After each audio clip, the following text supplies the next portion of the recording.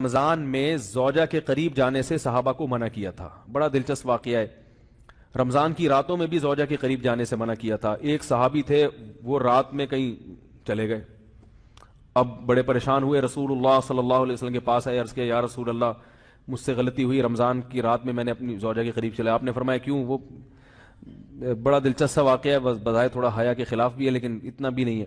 وہ کہہ رہے میری زوجہ کہیں پانی بھرنے کے لیے جا رہی تھی، ان کی پنڈلی کھلی تو میری نظر بیوی کی پنڈلی پر پڑی اور میں بس پاگل ہو گیا بیوی کے عشق میں.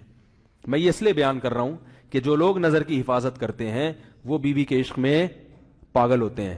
جو دن رات انٹرنیٹ پر پنڈلیاں دیکھتے رہتے ہیں انہیں بیوی کی پنڈلی بھی کیا شکل بھی اچھی نہیں لگتی ان کو. بدنظری کا یہ عذاب ہے، وبال ہے کہ جو اللہ نے گھر میں آپ کے لیے بٹھائی ہے وہ آپ کو اچھی نہیں لگے گی. تو نظر کی حفاظت کیا کرو، اس سے آپ کو اپنی بیوی سے عشق ہوگا، محبت ہوگی. بات آ رہی ہے سمجھ میں؟ تو اب دیکھو کیسا روزے کی حالت ہے. رمضان میں پابندی ہے، اسلام میں حکم تھا جو رمضان میں بیوی سے ہم بستری کرے گا 60 روزے لگاتار رکھنے پڑیں گے. کتنا بڑا جرم، لیکن صحابی سے برداشت نہیں ہوا. صرف زوجہ کے پاؤں پہ نظر پڑی ہے تو وہ کیسے بیوی سے محبت کرتے ہوں گے، اور وہ بیوی کے بغیر رہ سکتے ہوں گے. اور آج لوگوں کے فون آتے ہیں ہماری بیگم جس دن میکے جاتی ہے اتنی خوشی ہے، ایسا اچھا سا فیل ہوتا ہے، ایسا عجیب سا محسوس ہو رہا ہوتا ہے جیسے آزاد ہو گئے. تو میں کہتا ہوں ظاہر ہے اب تمہیں موقع مل گیا کنڈی لگانے کا، ٹھیک ہے نا، اور یہ آنکھ مٹکے کرنے کا، تو خوش تو ہوگے. تو یہ بھی ایک عذاب ہے جو لبرل لوگ نے جس عذاب میں ڈالا ہوا ہے نا، اس میں عورت کے حقوق نہیں ہے. عورت کے حقوق نظر کی حفاظت میں اور عورت کے پردہ کرنے میں ہے. جب مرد باہر نکلے گا سب پردے میں ہوں گی تو آئے گا کس کے پاس؟ بیگم کے پاس ہی آئے گا. تو اتنے منہ کالا کرنے کے راستے کھول دیے ہیں تو ظاہر ہے پھر کامیاب ازدواجی زندگی نہیں ہوتی. تو نبی کے پاس آئے، عرض کیا یا رسول اللہ میں برداشت نہیں کر پایا. تو آپ مسکرا دیے. تو وہ نبی کے پاس گئے، یا رسول اللہ ایسے ہوا، مجھ سے غلطی ہو گئی. تو آپ نے فرمایا کیوں؟ فرمایا ایسا ہو گیا تھا. تو آپ صلی اللہ علیہ وسلم نے فرمایا 60 روزے رکھو لگاتار.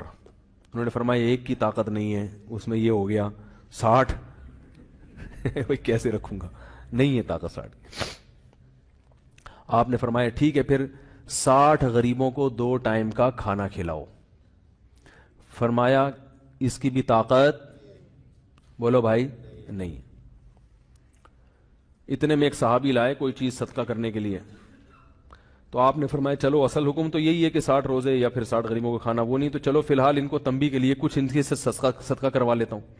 فرمایا چلو یہ فلاں خیرات کی ایک چیز لے کر آئے ہیں، تم یہ لے کے غریبوں میں بانٹ دو. انہوں نے فرمایا مجھ سے زیادہ غریب پورے مدینہ میں بھائی کوئی بھی نہیں. آپ صلی اللہ علیہ وسلم مسکرانے لگے، فرمایا جاؤ کھاؤ اور بچوں کو کھلاؤ. واہ بھائی غلطی بھی ہوئی اور گھر میں راشن بھی آ گیا. تو اس کے بعد قرآن کی آیت نازل ہوئی کہ احل لکم لیلۃ الصیام الرفث الی نسائکم ہن لباس لکم وانتم لباس لہن علم اللہ انکم کنتم تختانون انفسکم فتاب علیکم وعفى عنکم فالآن باشروہن وابتغوا ما کتب اللہ لکم. فرمایا اللہ کو پتا ہے کہ تم اس حکم پر عمل نہیں کر سکتے، لہذا رمضان کی راتوں میں تمہیں اپنی بیوی کے پاس جانے کی اجازت ہے، لہذا ان کے پاس جایا کرو اور اس اولاد کو تلاش کرو جو اللہ نے تمہارے مقدر میں لکھ دی ہے. قرآن جہاں بھی بیوی سے ریلیشن قائم کرنے کی بات کرتا ہے اولاد کا ذکر لازمی کرتا ہے. یعنی تلاش کرو اس اولاد کو جو اللہ نے تمہارے لیے لکھ دی ہے. ما کتب اللہ لکم، ما کتب اللہ علیکم نہیں ہے. علا کا مطلب تمہارے خلاف، لکم کا مطلب تمہارے فائدے کے لیے. لام عربی میں نفع کے لیے آتا ہے، علا عربی میں ضرر اور نقصان کے لیے آتا ہے. فرمایا یہ نہیں کہ اس اولاد کو تلاش کرو جو بطور پینلٹی کے اللہ نے تمہارے متھے لگا دی ہے، جو اللہ نے تمہارے فائدے کے لیے